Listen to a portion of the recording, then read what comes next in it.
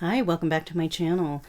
Today I'm going to walk you through making this mini album. This mini album is one that has a simple twine binding in it, but it is hidden on the outside. So it makes it kind of really simple to put together. You don't have to make gussets and worry about math. The cardstock featured in this video is from the Summer Market collection from Cartabella. Okay, let's get started. To make this mini album, we're going to start with two pieces of chipboard that measure 5 inches by 6 inches. These that I'm using today are medium weight chipboard, but you can use whatever cardboard you have lying around the house, like from a cereal box or whatever you've got. Then I'm using two decorative pieces of cardstock. These are going to be the end sheet and then the outside cover. It's going to be kind of a mat to the cover. And so this, both of these measure 11 inches by 5 3/4 inches. And if you have an orientation to your paper, you want to make sure that it is 11 inches this way and 5 3/4 this way. Additionally, we will be using some inserts for our book. So I have here 6 pieces of cardstock that I have cut to 10 inches by 5 1/2. And so it's 10 inches this way and then 5 1/2 this way.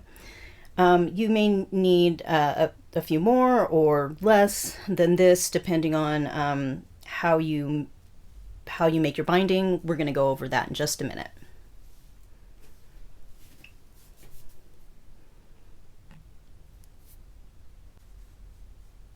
Additionally, we are going to need a piece of decorative paper that measures 12 inches by 8 inches. This is a copy paper weight, so it's very thin, which will make it easier to kind of hold our pieces of chipboard together and not have too many really obvious creases in the cover when you kind of fold it over. So I'll show that in just a minute. Additionally, I'm going to be using some art glitter glue, some twine, my whatever this dental tool is that's pokey, and a bone folder. Okay, so I've taken my piece of 12 inch by 8 inch copy paper weight paper, and I'm going to make some score lines, but I'm only going to make those really to start out with, just kind of lightly, so that I can see easily where to put my chipboard when I glue it down. And I'm also going to, this also keeps you from having to mark, with a pen or pencil in case that is a problem. So I'm going to make a score at 1/2 inch from this side. So that's at 11 1/2 inches. And if I want to, go backwards, then I'll go over to this side and I will score at 1/2 inch. And like I said, I'm just doing this lightly, and it's just to kind of make a crease so that I know where I am going to lay down my chipboard. Having a hard time seeing that one. And then so on the 12 inch side, we want to score at 1/2 inch and 11 1/2 inches. So that's going to give us 1/2 inch on either side. And then we are also going to score at 1 inch. And this can be really across the top or bottom, because like I said, we are only going to use this score to kind of guide us as we lay down our chipboard and get it glued in.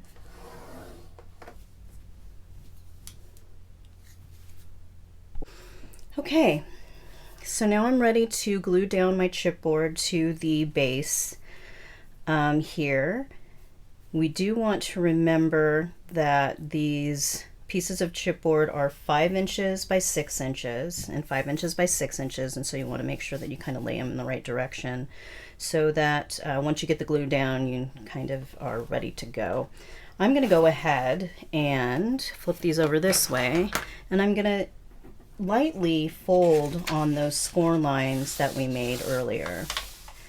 I'm not going to crease it really hard. I'm just going to kind of just allow it to kind of come up, and so I know as I scoot the chipboard into place here, it'll kind of catch on the end and I'll know that it's in place.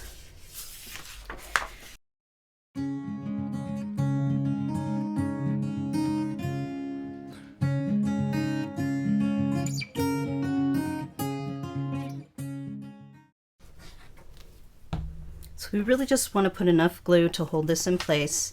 There are going to be enough layers and enough kind of other stuff going on that it doesn't really have to be glued in on every inch and every spot.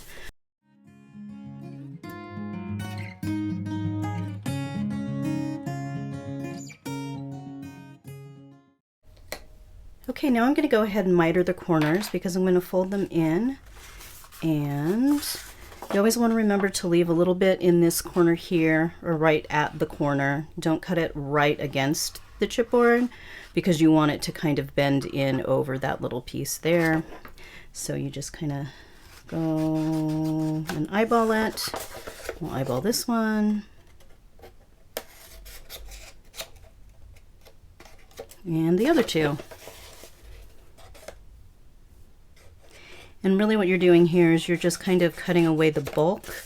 There's going to be a lot going on with this little mini album eventually, so you don't need kind of extra stuff sticking in the corners to kind of make it harder to have a nice crease on the other side. So I'm going to go ahead now and slowly kind of bring up this paper. Again, this is copy paper, so I'm not going to have to work it too much. I'm going to go ahead and try to move these around a little bit before I put the glue down, and you'll see that I'll just work one side at a time and get it all glued.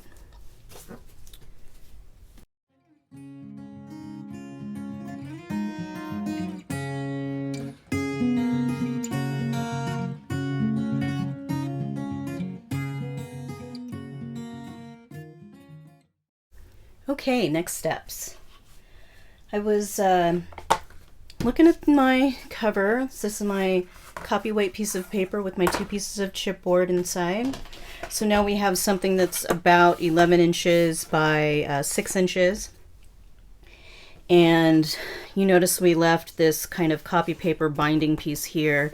But what we're going to do now is we're going to cover it up with a piece of decorative cardstock. So the copy paper allowed us to get some good creases on the side that didn't buckle or tear. And now we're going to go ahead and put something on it to reinforce it. These 2 sheets that I have here, I chose, I like this for the cover. It's colorful. But it's not too busy, and also it has a pattern on the back that I wasn't really too concerned about or didn't really get excited about using. So that's going to be my outside cover, and then the inside is going to be these bicycles with the baskets of flowers.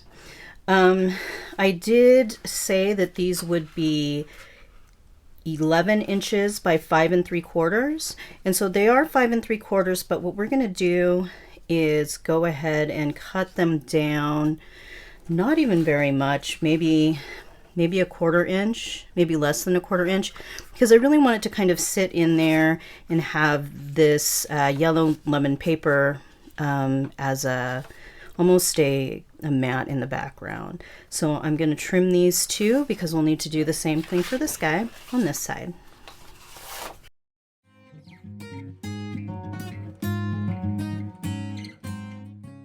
If you're kind of cutting to and pre-planning to make this particular project, I would always kind of start with the 11-inch measurement and then see how it fits once you kind of get to this step. You don't want to pre-cut it too short either, because we are kind of relying on this folded over paper to be a mat inside as well.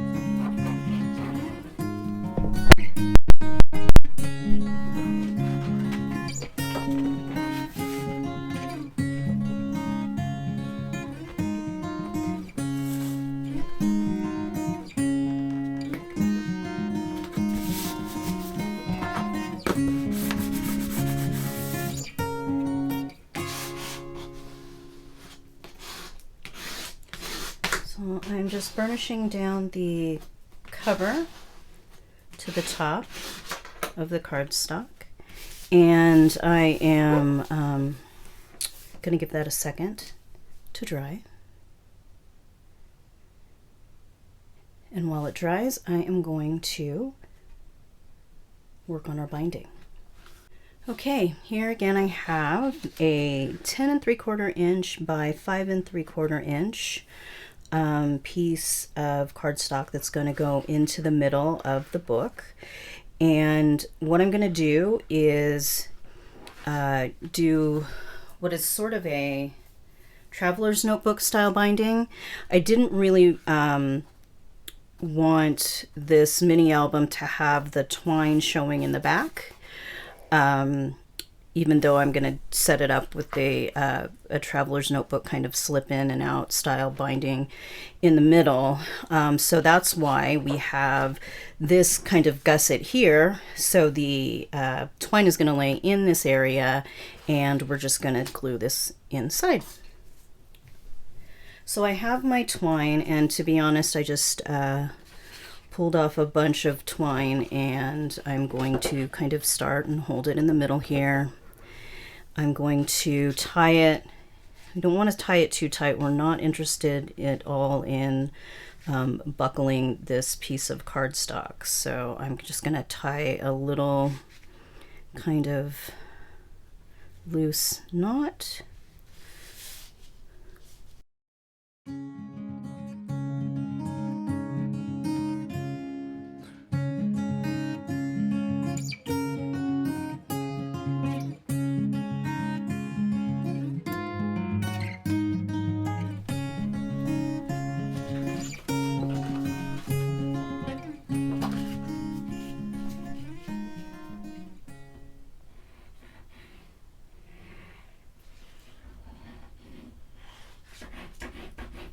So this looks like a lot of glue, but it really is a pretty thin bead of glue. And we really are just wanting to hold this down and reinforce the binding. So I'm going to try to get the twine centered there as I lay this down, paying attention to getting it upside down, paying attention to getting it in that gusset, and then getting an even mat from the lemon. I'll get the yellow paper in the back. Maybe. I think we got it.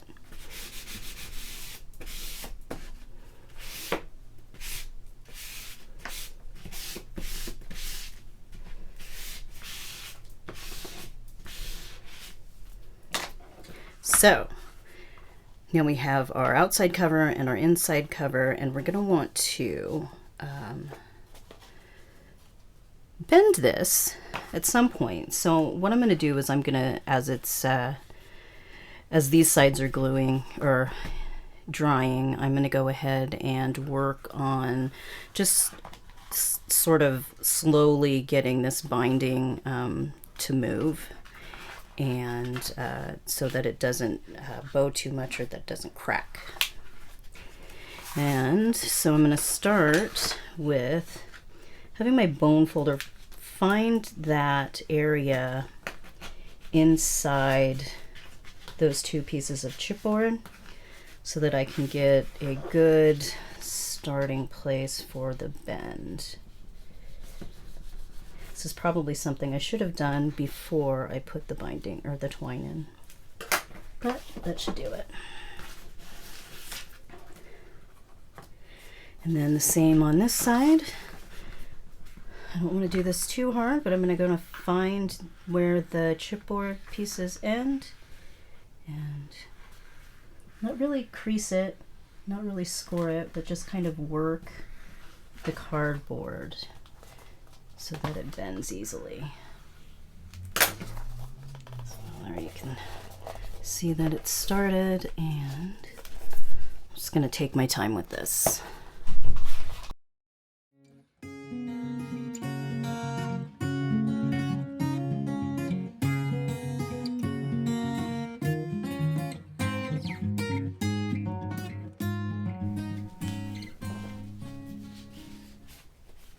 Okay, now that the cover is done, I'm going to use these 6 sheets of designer cardstock where I have cut these down to 10 inches by 5.5 inches. So you'll remember that our chipboard was 6 inches and our inside and outside cover are 5 3/4 inches. And so these are 5.5 inches, so they'll fit through the binding here pretty easily. I'm going to score them all at 5 inches, which is in half.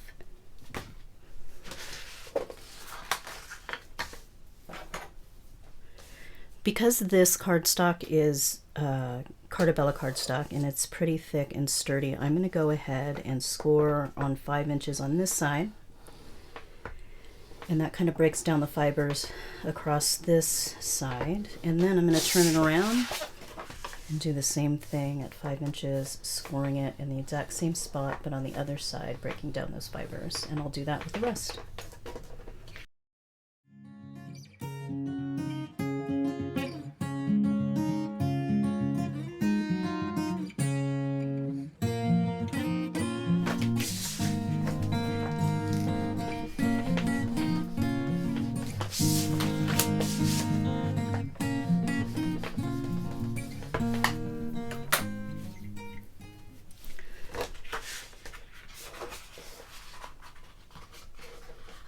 Okay, now I'm taking my cardstock and I'm using the lip of my scoreboard here to put the two ends together. Even though we have it scored at the middle, which is 5 inches, doing this just makes sure that once you have it scored, that it lines up on the ends. So I'm going to go ahead and take my scoring tool or this thing that I use for burnishing and go from there. This particular tool has a felt end on it so that it doesn't scratch the paper.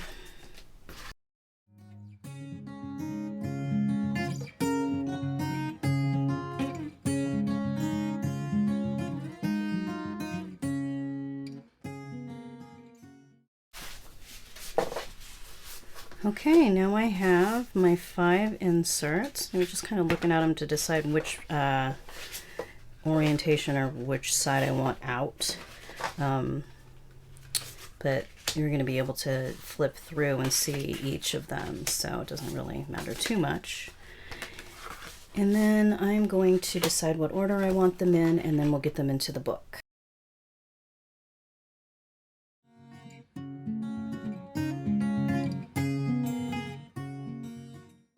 Okay, now that the album is dry, I've taken out the inserts and I'm going to make some pockets. I decided to take out 5 of the inserts and then I have these scraps I'm going to make the pockets with. When you're making pockets, it's important to glue them so that they don't cover your score line. Otherwise you'll be fighting with that bulk of paper to get them to fold properly. So I'm going to go ahead and cut them just shy of 5 inches. And then we'll go ahead and put a little notch, I think, in some of them so that it's easy to pull things in and out of. And then I'm going to go ahead and do the cover. You'll see that I'm starting off with a 3.5 inch circle that I punched, and then I have the stickers from the paper pack. And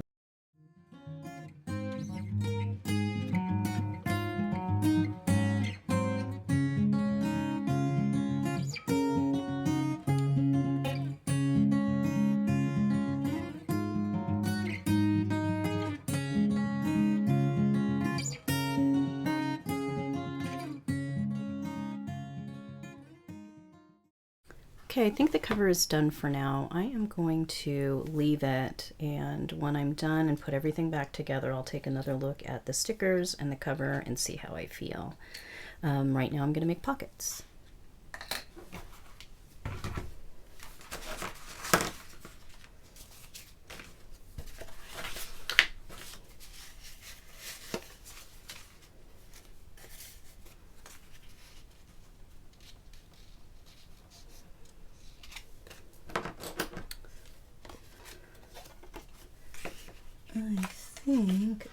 just going to eyeball these.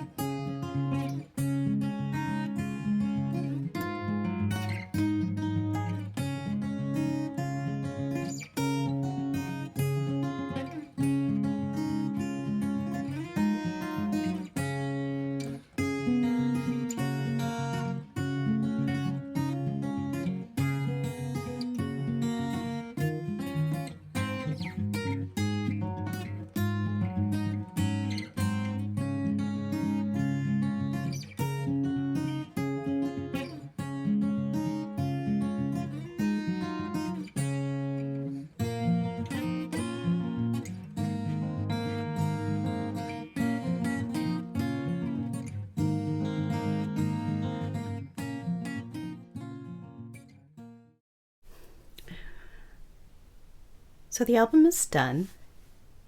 You can see that I deconstructed and reconstructed like 3 or 4 times the stickers that I had on the front.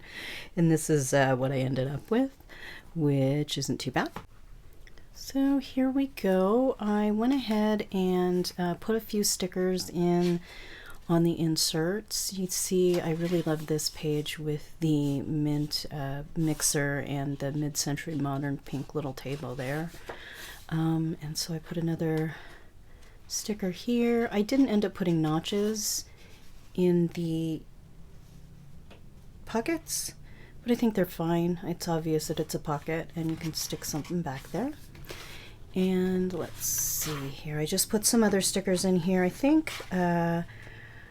I thought that this locally grown sticker looked really cute on the lemon page.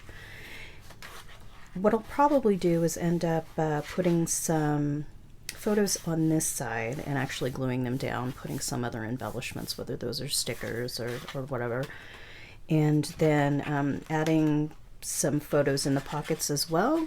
So whoever ends up with this album can take those pictures and put them in frames if they want to, or you know, use them for something else, put them on their fridge. And this is a border that I had. I had a whole set of border strips that I think were like 10 or 15 years old. They are vintage. And so I just added that here to break up the color on this page. And that is the end of the album. Thanks for watching my tutorial. If you watched this far, please consider giving this video a thumbs up and subscribing to my channel. You can also find me on Instagram at Mediocre Arts and Crafts.